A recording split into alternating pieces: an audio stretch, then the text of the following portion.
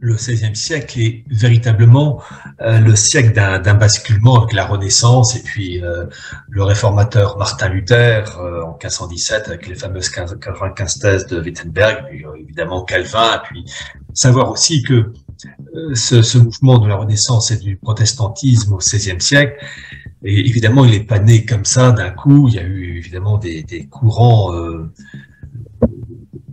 profonds qui ont préparé le terrain. Déjà, on peut déjà cibler pour le protestantisme un courant qui a eu lieu environ un siècle avant avec Jean Hus vers les années 1417, 1418 et début 15e siècle, qui préfigure Martin Luther. Mais à l'époque, l'Église a su régler le problème, si je puis dire. En fait, quand on parle de la Renaissance et du protestantisme, il faut toujours, quand on s'intéresse à un sujet, saisir les mots-clés. Les mots-clés, c'est la primauté de l'homme. L'homme qui veut s'émanciper de l'autorité divine et qui considère il peut, par son intelligence, par son effort, être un dieu, finalement. C'est la finalité du truc.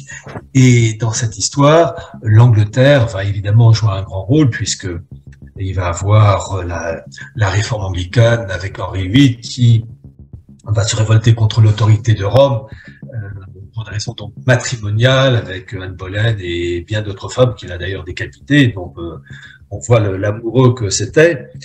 Et il est intéressant de noter que cette révolte anglaise qui va aboutir donc à l'Église anglicane avec le roi d'Angleterre chef de l'Église anglicane va de pair avec un renforcement de l'emprise juive en Angleterre, dans ce pays-là, avec en particulier un appui de la grande famille des Mendes, qui avait fait fortune dans le poivre, et qui va soutenir Henri VIII dans sa politique d'émancipation de Rome. Alors, ce XVIe siècle, c'est aussi la montée en puissance de la magie.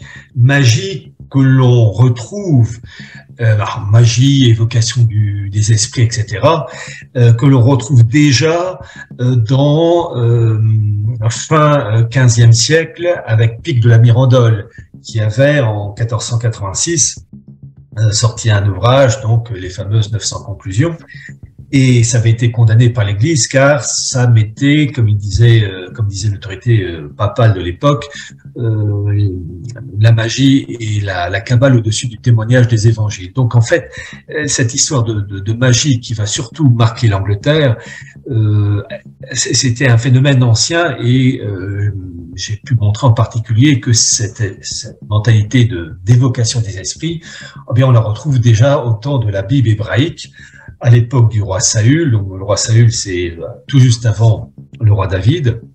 Je rappelle donc que le roi David, c'est en gros l'an 1000 avant Jésus-Christ.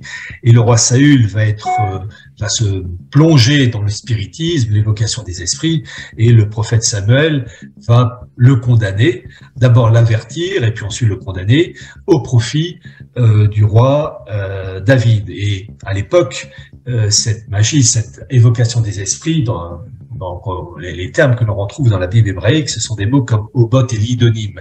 Et finalement, c'est la version, Kabbale avant l'heure. En fait, les mots peuvent changer, mais le fond, lui, reste le même. C'est toujours l'évocation des esprits et d'une magie plus ou moins noire, parce qu'on parle quelquefois de la magie blanche, magie noire. C'est comme fumer un paquet de cigarettes ou 3 paquets de cigarettes. On va vers le cancer plus ou moins vite, mais on y va.